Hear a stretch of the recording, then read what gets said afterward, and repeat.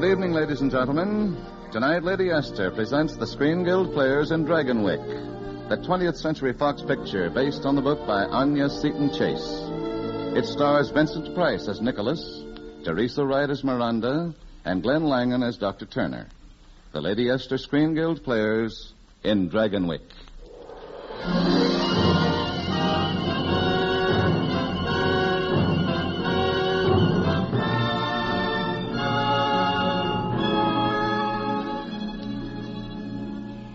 Even now, and after all these years, sometimes the smallest thing will bring it back. A bit of music, a man's laugh, a bird that's singing in the morning sun, and suddenly I'm there again. Suddenly I'm back at Dragonwyck. It was more than I'd ever dared to dream. A girl like me, Miranda Wells, who'd lived all her life on a little farm. I was going to Dragonwyck. I can still remember when the letter arrived. Cousin Nicholas Van Ryn. Cousin Nicholas, the Patroon, who owned thousands of acres along the Hudson in a fine big house. Cousin Nicholas was inviting me to come to stay with his family and be a companion to his little girl. To think I'd never even seen a steamboat. Now I was on one, riding upriver. No wonder I was so excited.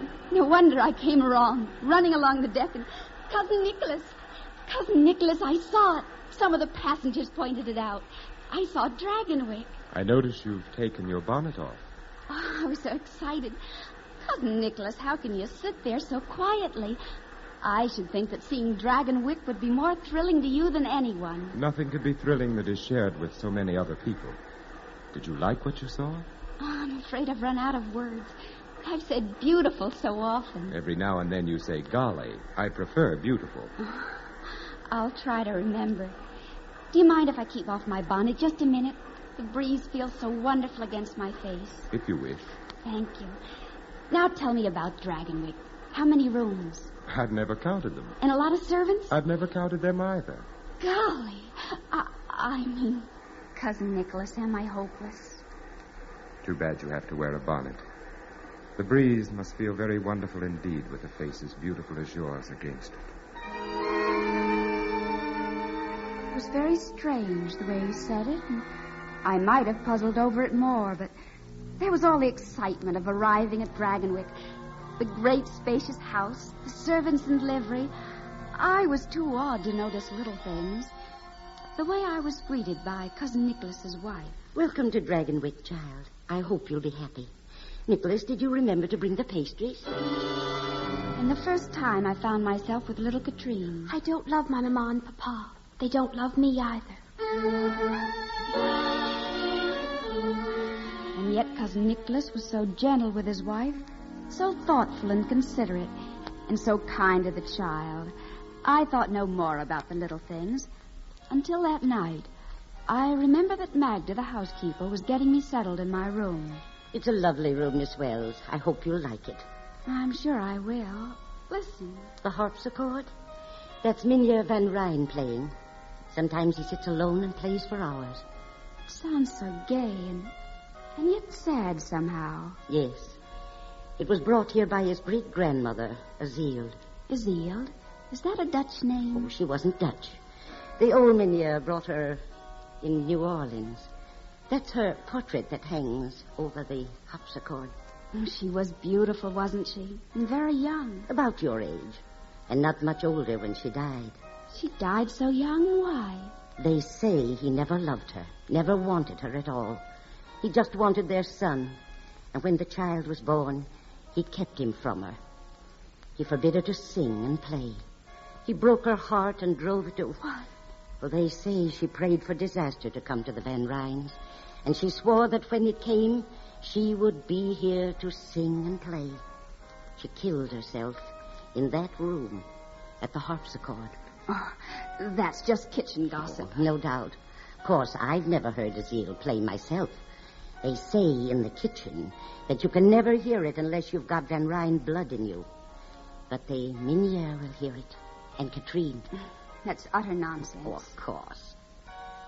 Miss Wells, why have you come here? To be Katrine's companion. Why do you ask? Because One day you'll wish with all your heart that you had never come to Dragonwyck. Good night. Perhaps that should have made me curious. Perhaps I should have thought more about it. But the life at Dragonwyck was so new and thrilling. And a few days later was the 4th of July. I remember the house was filled with guests. I felt awkward and out of place.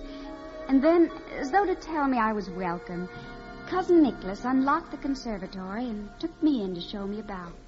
The plants look rather well, I think. I like to have them at their best on the day of the kermesse.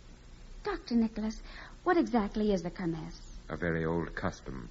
My tenants present their tribute to me, and then eat, drink, and dance to excess at my expense. But paying tribute, what's that got to do with the 4th of July? Nothing. I have made the dates coincide purely as a courtesy to Independence Day. But you haven't yet complimented me on my flowers. I'm afraid I haven't any words again. They're all so... Exquisite would be a nice word. This one is a Persian Grinalda. It's my prize. Do you like it? Oh, it's beautiful. So beautiful, it's almost frightening. My dear child, you mustn't let your... Cousin Nicholas. Do you hear that? Oh, of course. It's the Countess de Grenier. When she saw the harpsichord, she said she couldn't wait to play it. Oh, yes. I'm sure the delay has been our loss. She plays very beautifully. Miranda, don't forget that at the Kermesse ball, you were to save the first waltz for me. But I'd feel out of place. I haven't a proper dress. You will find one in your room. I brought it for you from New York. But I couldn't. I'm so awkward. Cousin Nicholas, they'll laugh at me. They'll not laugh, Miranda. They will not laugh if you dance with me. He was so gentle and so kind with me. I could scarce believe he was the same man that afternoon at the kermesse. It was a strange sight, like something out of another world. Cousin Nicholas sitting on a great carved chair, and the farmers stepping up to pay their tribute. One by one they came as they were called, and I could see their faces were hard and sullen. But each brought his sack of wheat or corn or rye, until the name of Glasblica was called. Glasblica. Glasblica next. I am here, but I brought no tribute. You? Take off your hat before the patroon. I'm a free American citizen. I'll not take off my hat to any man. Nor will you get so much as a grain of wheat from me.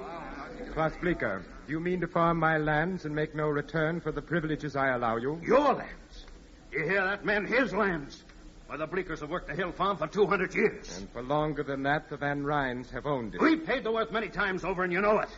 Well, here's the finish. Is that your final decision, Klaas? I'm sorry to hear it.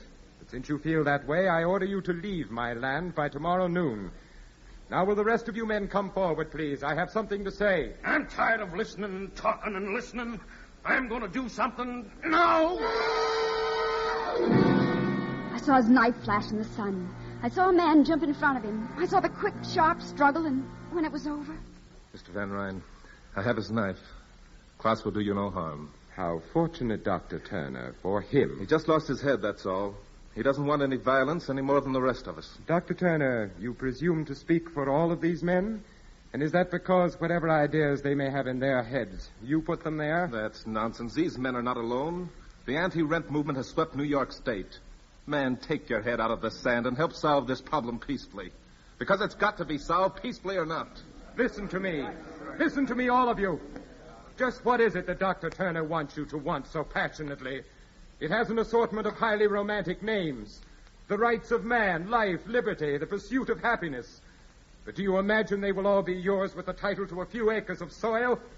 Believe me, my welfare does not depend upon you. But my rents and tributes and my responsibilities are hereditary. They are symbols of a way of life to which I have been born, and I shall never relinquish them. Now, who is next? I think I was a little shocked, a little angry. But through the weeks that followed, he was a different man again. So kind and gentle that a blind adoration filled my heart and bolted all I'd seen and heard from my mind. And so it was, until that day in mid-fall. All that day it had been storming fiercely, And late that afternoon, as I was passing the conservatory, I noticed that the door was ajar. I thought perhaps the wind had blown it open, but as I went to close it... Who is it? Who's there? I'm sorry, Cousin Nicholas. I thought... Oh, it's you, Miranda. I just came in to get this plant. Johanna's cold is worse. She's going to stay in bed. I thought this might make her illness less unbearable. Why, that's your Grinalda, your favorite. Oh, I'm sure that will make her very happy. Then my wife will be happy, and I will be happy. We'll all be happy. Now, let's get this door locked. Anya Van Ryn. What is it, Magda? It's Dr. Turner. He's in the Great Hall. He says it's most urgent. Turner, I've got nothing to say. Never mind. Miranda, will you take this plant up to Johanna for me? Of course. Tell her I've been delayed. I'll be up in a moment. Dr. Turner? Mr. Van Ryn, I wouldn't intrude like this, but it's most important. Klaus Bleeker's been arrested for murder. A pity you weren't there to stop him I this was time. there. The anti-renters were rioting at Snoky Hollow. But Klaus wasn't anywhere near the boy that was shot. They just pinned it on him. They? If you mean the Patroons, you must also mean me, in which case I fail to comprehend I want your assurance he'll have a fair trial. Dr. Turner, will you stay for dinner? No, thank you. I'll have the butler set another place. I'd rather not if you don't mind. Dr. Turner, I'm giving you my word. Klaus Bleeker will have a fair and just trial. Now, of course, you'll stay? Why, yes, but it's my turn not to understand. Mrs. Van Ryn has a severe cold, Doctor. I was hoping you'd have a look at her. Jeff Turner, dinner guest at Dragonwyck. I just couldn't believe it. Nor could I understand why Cousin Nicholas insisted he'd spend the night.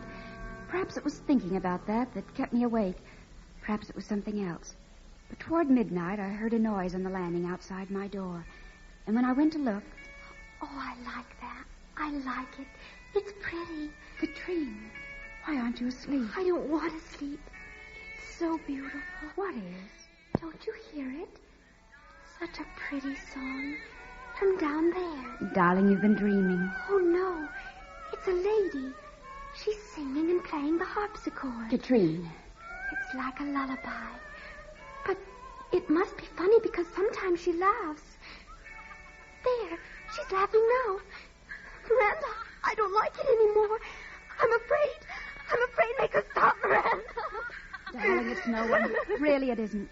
You've just been imagining. Don't you see? If there was anything, I'd hear it, too.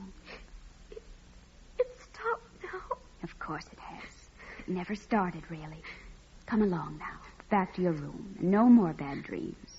Good night, Miranda. Good night, darling.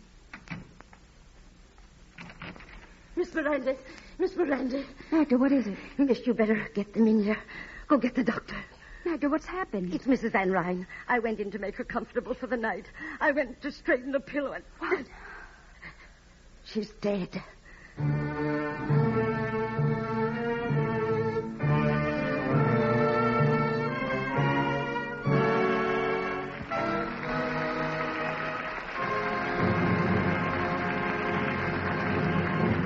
The second act of the Lady Esther Screen Guild play will follow in a moment. Now, a word from Lady Esther.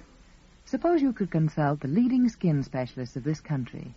Suppose you could ask these important doctors, what's the best thing I can do to my skin to make it lovelier? Their advice could be summed up in 3 little words. Keep it clean. Of course, you'd say, but I do. However, skin specialists know that many very fastidious women never get their skins really clean. And here's why. There's a stubborn film on every woman's skin. It's caused by natural oils mixed with cosmetics and dirt, and ordinary cleansing fails to remove this stubborn film. You think your skin is clean when it isn't. Day after day, this film clogs the pore openings, encouraging blackheads and blemishes. Day after day, it dulls the true freshness and beauty of your skin. But there is a safe, sure way to get rid of that stubborn film. And here it is. Smooth on my unique Lady Esther 4-purpose face cream and wipe it off. Immediately, and this is so important, apply Lady Esther cream again and wipe it off. This second cleaning with Lady Esther gets rid of that stubborn, clogging film. Now your skin is really clean. And instantly you see the difference, the clearer, fresher, younger look. You feel the new softness and smoothness. The very texture of my unique Lady Esther cream is different. So soft, so effective. That's one reason why my cream cleanses so thoroughly. If you want compliments tomorrow, remove that stubborn film tonight.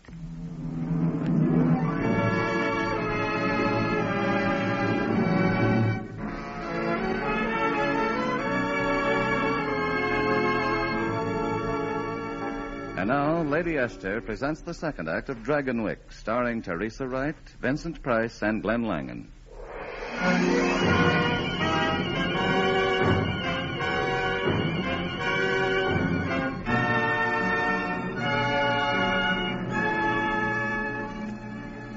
Cousin Johanna was dead. I couldn't believe it. And yet, as we stood there in a room, gathered around her bed. Surely you can do something for her, Doctor. I'm afraid not. I can't understand it. It doesn't make sense. Mr. Van Ryn, are you sure she ate nothing that might have... Dr. Turner, you prescribed what she should have for dinner. You told her that she could have that cake. She insisted so. She'd have eaten it anyway. Could someone else have given her something? No one was with her but myself. Of course, the cake was soaked in rum. Acute indigestion. Yes, it's possible, but I don't believe it. I don't believe it. Is it also possible that she may have been more ill than you thought? That's always a possibility, I'm afraid. At least you admit it. If you'll excuse me. Jeff, I'm sure he didn't mean that you were to blame. Well, whether he meant it or not, it's shameful, isn't it? For a doctor not to know. If I thought there were any reason why he... There couldn't have been. He was always so kind to her. Why, that Ronaldo is his prized plant. And he brought it here just to make her happy. Yes. She is smiling, isn't she? Well, you'd better get some sleep. If I only can. Good night.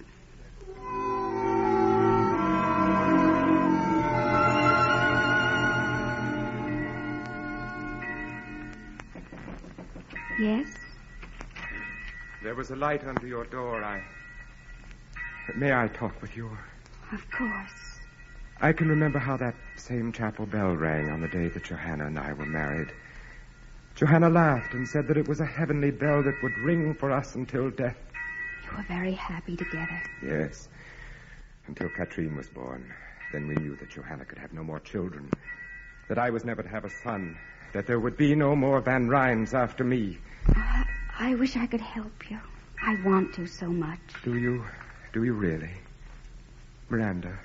The bell has stopped. It must be nearly dawn. Miranda, you've known as well as I that this moment would come. It was inevitable. We were inevitable. Please. Otherwise, out of all this world, why should I have called to you and no one else? And why should you have come to me? Tell me. I can't. I don't know. Yes, you do. You've known it for a long time now, just as I have known it. You mustn't say that. It's so soon. Please. You can't help yourself any more than I. Do you love me, Miranda? Tell me that you don't. Forgive me. I had to say it. There was no way for me not to. And no one but you to hear it. Good night, Miranda. Miranda, say you're not angry with me. I'm not angry with you. The day after the funeral, I left for my home. I wanted to be away from him. I wanted to think. But I knew even then what the answer would be. And in May, Nicholas came for me, and we were married. Mistress of Dragonwyck, it was more than I'd ever dared to dream. Now I live for only one thing more, to give Nicholas a son. And at last I did. I remember how happy I was when it was over. Nicholas came to me and stood by my bed. And I looked up and smiled and... Nicholas, at last you have a son. I have no son. My son is dead.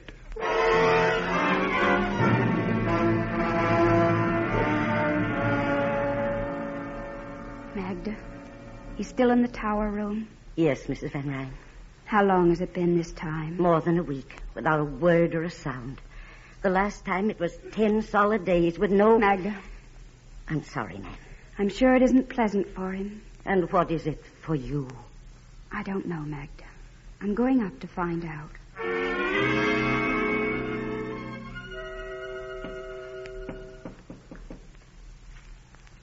Yes. Nicholas? Oh, it's you. Yes, my dear. Hi. This is an unlooked-for pleasure. I wasn't expecting you. Frankly, I had almost succeeded in forgetting you. Don't be frightened of me. I'm not frightened. No, I'm sure you're not. You have courage, Miranda. I like that about you. Nicholas, what do you do up here? What do? I live. I'm sure you're unable to understand that. I want to understand if you'll help me. Shall I? Shall I tell you what you want to know? Very well. Brace yourself.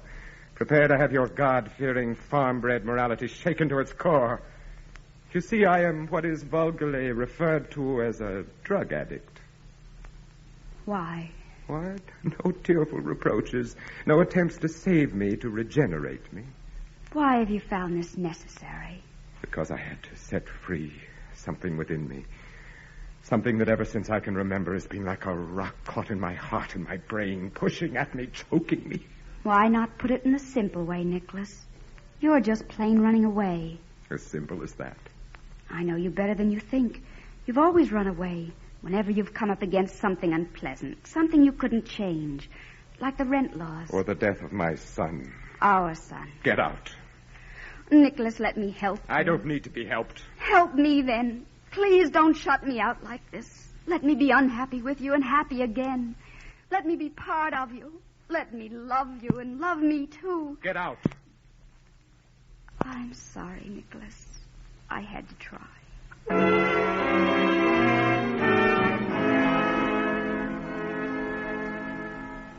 Though I walk in the valley of the shadow of death, I will fear no evil. For thou art with me, thy rod and thy staff. Miranda? Nicholas, you startled me. Miranda, you've been spending so much time in your room, I thought perhaps this plant might make your retirement less unbearable. Persian Granada, your favorite. Your happiness is mine. But may I ask why you sit here by the garden window in the half-dark? I was thinking. And does the mere act of thinking always make you look so frightened? What were you thinking of? Of Johanna. Why? I don't know. Poor Johanna, sometimes I... Listen, do you hear that? What? Nothing. The wind in the garden. There is no wind. Yes, there is. No, out there, somewhere. Something, a creaking board, perhaps. It isn't important. It's stopped now. But I didn't hear anything. Neither did I. Yes, you did. From the other room. The harpsichord. Azil. Stop it. Then Katrine did hear her that night. And you must have heard her when our little son... Kitchen talk. Now you've reached your own level again. I've never believed it, really. Until now. Now I know May I come in this way? Dr. Jeff. Mind if I drop in? I just happen to be passing by. Passing by. With an army of farmers marching through my gardens. Oh, their fight is all over now, Van Ryn, and you've lost. The governor signed the anti-rent law last night. Jeff, why have you come here like this? I've been doing some studying. I want to talk about flowers with the Patroon. Flowers? I'd advise you to confine yourself to medicine, Doctor. Well, strangely enough, I've learned they're related. Miranda, I'd advise you not to take that plant to your room. I don't understand. It doesn't matter. He does. Van Ryn, is it as pretty as the plant in your late wife's bedroom the night she died? Doctor, you're letting the conversation become rather morbid. I was never able to forget that plant. At the time, I thought it was very beautiful. I found out since it was also very deadly. In fact, that's why I'm here. Nicholas, what does he mean? The granada is a glucoside, similar to digitalis, but far more poisonous. No. I don't believe it. It was convenient having a doctor on hand, even a bad doctor like myself. It was all so legitimate. She had a bad cold. She couldn't have tasted anything in the cake. It was soaked with rum, and it looked... Nicholas, no! Put that gun down! Don't you! No! I'm sorry, ma'am. It was either him or Dr. Jeff. Nicholas. Miranda. He was insane. A murderer. But for him to die like this... Wait. I think he's trying to talk. Yes? What is it, Nicholas? Those men. Tell them to take off their hats in the presence of the Patroon.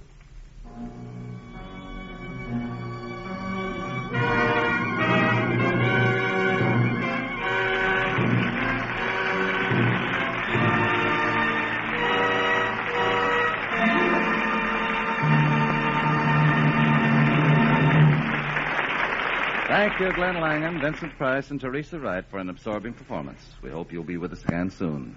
You can count on us, Mr. Bradley. For that matter, you can count on every actor and actress in Hollywood, because we all know the wonderful work being done by the Motion Picture Relief Fund and its country house. And we know that work is made possible largely by this radio program. And now, Vincent Price has something to tell you. Friends, don't forget to send your contribution to the March of Dimes. Join the fight to stamp out infantile paralysis. Remember, it's your fight. Infantile paralysis may attack your own family. Half your contribution goes for medical research. Half stays right in your own community for care and treatment of anyone who needs it. Send your contribution to your local March of Dimes. Thank you, Vincent. And now, before we tell you about next week's show, here's a word from one of America's best-known beauty authorities, Lady Esther. Thank you, Miss Wright. Ladies, many women write me and say, Lady Esther, one big reason I prefer your cream is that it never leaves my skin feeling greasy or sticky. Well, that's because the very texture of my Lady Esther cream is different. So soft, so effective. You see this difference in the jar, and you feel it as you use my cream. You notice how easily Lady Esther cream spreads, how easily and thoroughly it wipes off. My cream does not leave that messy, sticky, greasy feeling. Instead, it leaves your skin feeling so refreshed, wonderfully clean. My cream is really different because, you see, it's made by a special formula. There is no other cream like Lady Esther. Remember, too, my unique Lady Esther 4-purpose face cream does 4 of the things your skin needs most. Besides cleansing thoroughly, it softens your skin, helps nature refine your pores, and makes a perfect powder base. Lady Esther needs no help from any other cream. Use my unique cream faithfully at least once each day, but remember, always use 2 applications, one immediately following the other. That's the way to get rid of that stubborn film which hides the true beauty of your skin.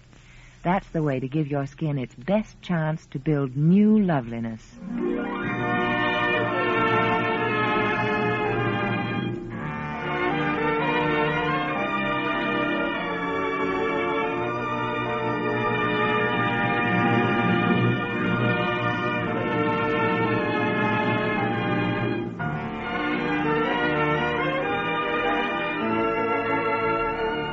Next week, the Lady Esther Screen Guild Players will present Swell Guy.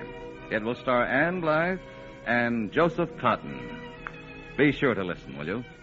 Dragonwyck was produced and directed for Lady Esther by Bill Lawrence, adapted by Harry Cronman, and was presented through the courtesy of 20th Century-Fox, producers of Darrow F. Zanuck's The Razor's Edge. Vincent Price appeared through the courtesy of 20th Century-Fox and will soon be seen in their picture, Moss Rose. Teresa Wright appeared through the courtesy of Samuel Goldwyn and is one of the stars in his production, The Best Years of Our Lives. Glenn Langan will soon be seen in the 20th Century-Fox Technicolor production, The Home Stretch.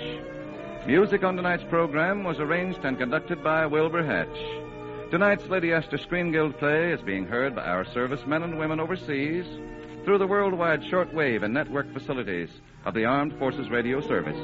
This is Truman Bradley speaking for Lady Esther. Thank you, and good night. This is CBS, the Columbia Broadcasting System.